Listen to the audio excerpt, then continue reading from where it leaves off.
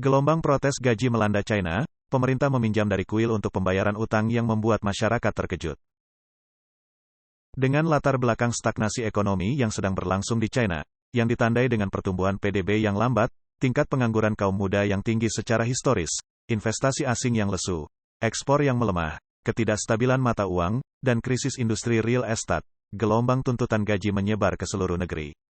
Dalam beberapa kasus, para pekerja tidak dibayar selama 6 hingga 8 bulan, mencapai tingkat keputusasaan yang memicu protes buruh. Baru-baru ini, sebuah video yang menggambarkan para karyawan dari sistem radio dan televisi Guilin di Provinsi Guangxi, yang secara kolektif menuntut gaji yang belum dibayar telah beredar luas di internet. Dalam video tersebut, puluhan orang memegang spanduk dengan latar belakang putih dan huruf-huruf hitam.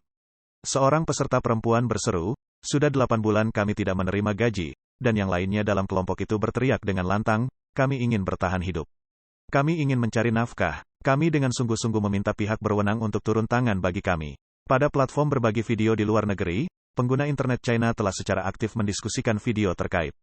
Beberapa netizen mengungkapkan keheranan mereka, dengan berkomentar, "Sungguh mengejutkan melihat industri radio dan televisi menghadapi situasi seperti ini." Yang lain menggali lebih dalam masalah ini, menawarkan analisis mereka, industri radio dan televisi adalah bagian dari alat propaganda, yang bertanggung jawab untuk membentuk opini publik. Hal ini sangat penting bagi Partai Komunis China, yang sebelumnya dikenal karena menawarkan gaji yang tinggi dan tunjangan yang sangat baik, yang seringkali membutuhkan koneksi untuk mendapatkan pekerjaan. Fakta bahwa bahkan sektor vital ini berjuang untuk membayar gaji menunjukkan tingkat kemerosotan ekonomi. Bukan hanya perusahaan-perusahaan milik negara di Guilin yang berjuang untuk membayar gaji, pegawai pemerintah di Tianjin juga menghadapi kesulitan dalam menerima gaji mereka. Pada tanggal 5 September Zhao Lanjian, seorang mantan profesional media China daratan, mengungkapkan di Twitter bahwa pemerintah distrik Hebei Tianjin tidak memiliki dana untuk membayar gaji sejak bulan Maret atau April tahun ini. Dalam keputusasaan, pemerintah setempat meminjam uang dari kuil Buddha setempat yang bernama Dabei Yuan untuk membayar gaji pegawai pemerintah. Pada bulan Juli, mereka kehabisan uang lagi, dan ketika mereka mendekati Dabei Yuan untuk mendapatkan pinjaman lagi, kuil tersebut menolak, dengan mengatakan, "Kami belum pernah melihat hal seperti ini di dunia, di mana umat Buddha meminjamkan uang kepada orang lain. Kami bukan donatur." Dabei Yuan, sebuah kuil Buddha yang terkenal di Tianjin terletak di Jalan Tianwei di distrik Hebei. Dipengaruhi oleh strategi Front Persatuan PKC, banyak kuil di China telah mengalami transformasi, tidak lagi berfungsi sebagai tempat keagamaan tradisional untuk latihan spiritual dan memperoleh keselamatan. Sebaliknya, mereka telah menjadi institusi yang beroperasi seperti tempat wisata yang menggunakan fasad Buddhisme atau Taoisme untuk menghasilkan pendapatan secara agresif. Yang mengejutkan sekarang, adalah bahwa pemerintah daerah yang menghadapi kesulitan keuangan, mencari bantuan keuangan dari kuil-kuil ini, yang membuat banyak pengguna internet tercengang. Mengenai berita tentang pemerintah distrik Hebei di Tianjin yang meminjam uang dari kuil, saat ini belum ada sumber lain yang menguatkan informasi ini selain pengungkapan dari para netizen. Namun demikian, adalah fakta yang tidak dapat disangkal bahwa pemerintah daerah di seluruh negeri sedang bergulat dengan tantangan keuangan dan munculnya skandal semacam itu tidak sepenuhnya tidak terduga. Dalam beberapa tahun terakhir, pertumbuhan ekonomi PKC yang pernah diagung-agungkan telah melambat, dan dalam beberapa kasus mengalami penurunan. Sektor real estate, yang merupakan pendorong utama ekonomi China, telah menyaksikan banyak sekali gagal bayar utang.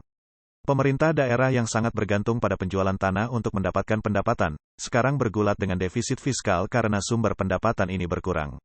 Selain itu, dampak ekonomi dari tindakan pembatasan terkait pandemi sangat parah, yang mengakibatkan penutupan sejumlah usaha kecil dan menengah, meningkatnya tingkat pengangguran, dan melemahnya ekonomi nasional secara keseluruhan.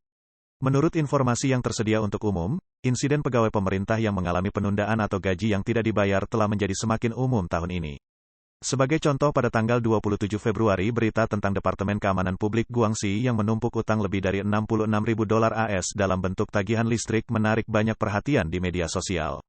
Karena kegagalan mereka untuk menanggapi beberapa pengingat tagihan, perusahaan listrik memilih untuk menangguhkan pasokan listrik ke Departemen Keamanan Publik Guangxi. Pada tanggal 28 Februari di depan China Post cabang Harbin, beberapa karyawan melakukan protes, memegang spanduk dan berulang kali meneriakkan slogan-slogan seperti pengurangan gaji yang jahat tidak dapat diterima dan China Post berhutang gaji tetapi menolak untuk membayar. Pada tanggal 2 Maret di kota Xinyi, Provinsi Guizhou, lebih dari 1.000 pekerja kebersihan ditahan gajinya. Para pekerja kebersihan melakukan mogok kerja sebagai bentuk protes, yang mengakibatkan sampah menumpuk di jalanan dan mengeluarkan bau busuk. Wang Dan, seorang sarjana politik dan aktivis China yang saat ini tinggal di Taiwan, baru-baru ini menyatakan dalam sebuah wawancara dengan Voice of America bahwa PKC sedang menghadapi banyak krisis. Jika tidak, Xi Jinping tidak akan terus-menerus menyebut tentang air yang bergejolak dan badai.